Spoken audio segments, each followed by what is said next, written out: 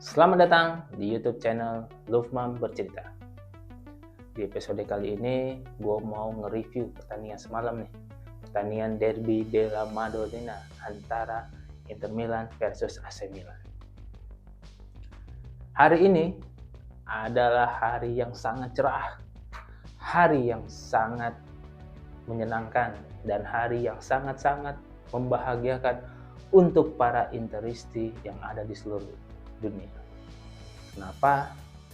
Karena tim kesayangan mereka berhasil membungkam tim sekota AC Milan dengan skor 5-1. Mamma mia, Forza Inter sempre. Ada beberapa catatan menarik yang bisa gue ceritakan di episode kali ini tentang pertandingan semalam antara Inter Milan versus AC Milan. Yang pertama, rekor. Dengan kemenangan Inter semalam, itu adalah sebuah rekor yang belum pernah dilakukan oleh Inter sebelumnya. Dengan catatan 5 kemenangan beruntun dalam derby terakhir di tahun 2023. Itu adalah sebuah rekor dan catatan sejarah yang menurut gua bakal sangat sulit dilakukan di kemudian hari. Dan ini bisa membanggakan untuk para pemain Inter dan untuk para fans-fans Inter di seluruh dunia. Dan yang kedua, segi permainan. Seperti biasa, Inzaghi dengan pola 3-5-2-nya membiarkan lawan menguasai permainan bola dan mengandalkan serangan balik yang cepat. Tapi di sini gue tidak suka dengan permainan Inter di babak pertama. Kenapa gue bilang begitu?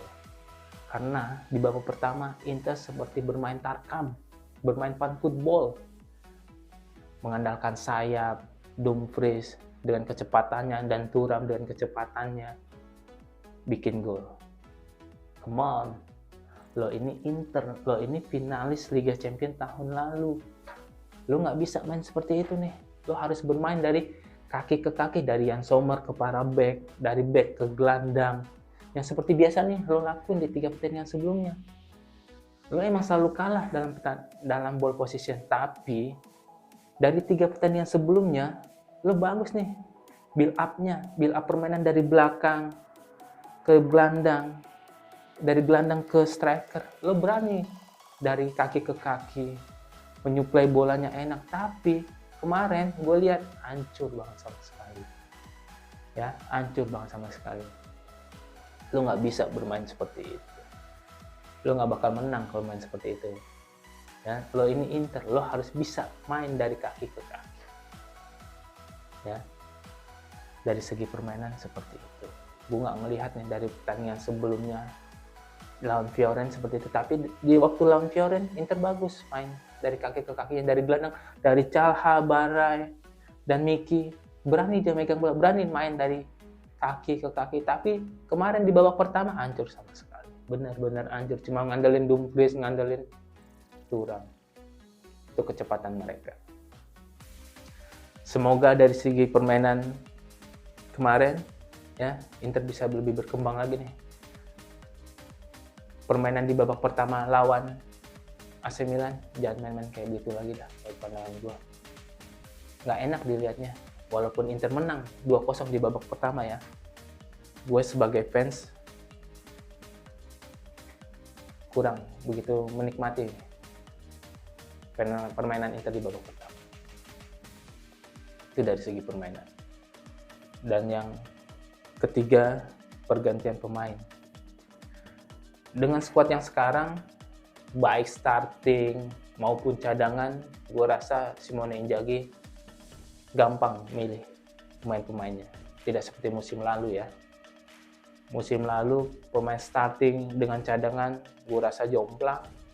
Tapi sekarang merata. Semua pemain cadangan yang bukan starting berhak menjadi starting 11. Contohnya gimana Fratesi dan Augusto dengan gampangnya nih ngambil posisi Barella dan Di Marco.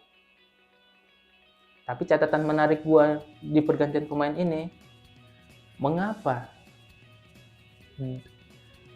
Simone Inzaghi mengganti Bastoni dengan De Vrij? Apakah Bastoni cedera? Apakah itu murni sebuah strategi?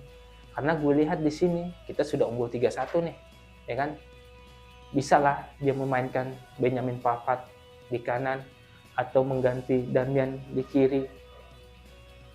Tapi kenapa dia mengganti Bastoni dengan De Vrij? Nah, ini yang gue masih nggak habis pikir, karena ya seperti yang kita tahu, Inzaghi kalau dalam pertandingan penting seperti ini, dia sulit untuk memberi kesempatan kepada pemain-pemain baru. Ya kita tahu lah, pasti dia pakemnya sudah jelas mengganti pemain yang dia benar-benar tahu. Tapi di sini seperti yang gue bilang, kita udah unggul 3-1, waktu juga udah 75 menit, tidak ada salahnya Inzaghi mengganti Pavard dengan Bastoni. But it's okay. Tapi itu catatan menarik gue aja yang mau gue ceritakan. Nah, yang terakhir di sini gue mau menceritakan tentang beberapa tanggapan mata gue tentang attitude para pemain. Yang pertama, Barella.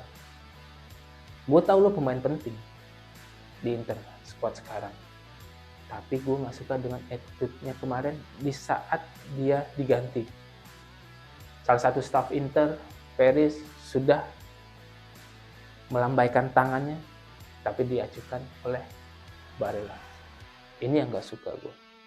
Lo ini pemain, lo harus menghargai juga nih para staff juga. Gue tahu dalam derby seperti itu, lo merasa, wah gue masih bisa main, gue masih bisa menjaga nih ritme permainan gue. Tapi kenapa gue diganti? Gue masih bisa nih. Inzaghi punya penilaian lain. Kenapa lo harus diganti?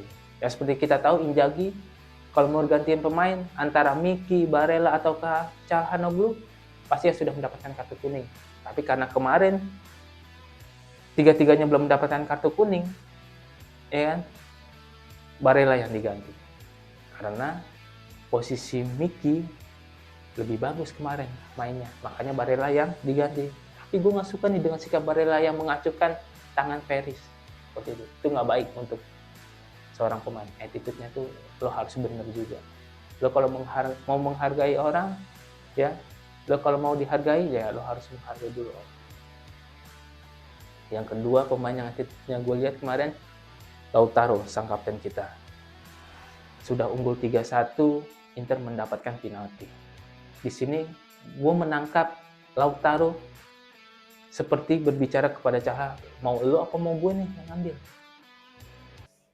ya kan? Nah kalau gue jadi Lautaro kan gue kapten, gue sebenarnya bisa aja, udah gue aja, kita udah unggul 3-1 kok. Tapi di sini gue melihat kedewasaannya seorang Lautaro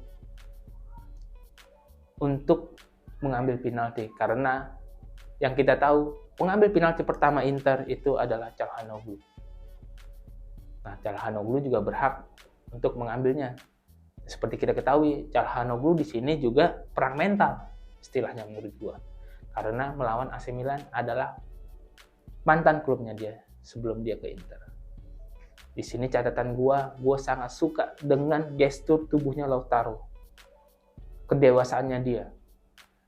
Setelah gol Calha dari penalti, Lautaro juga girangnya bukan main.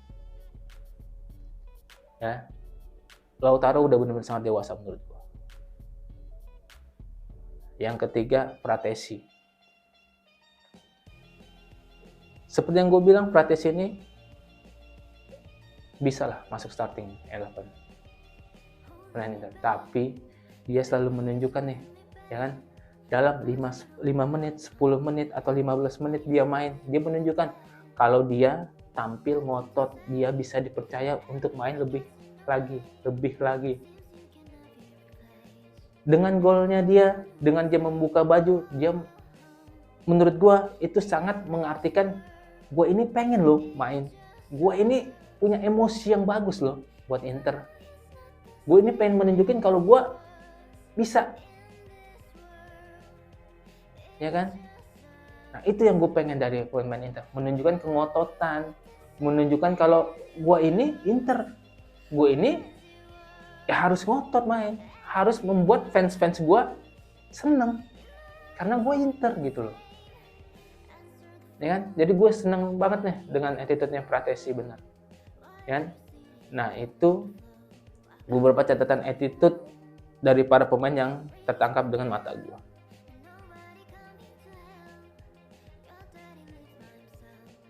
Nah itulah beberapa catatan menarik gue yang bisa gue ceritakan di YouTube channel Lufman Bercerita kali ini. Terima kasih sudah menonton dan mendukung channel YouTube gue Lufman Bercerita. Kita bertemu lagi di episode berikutnya. Salam Lufman Bercerita.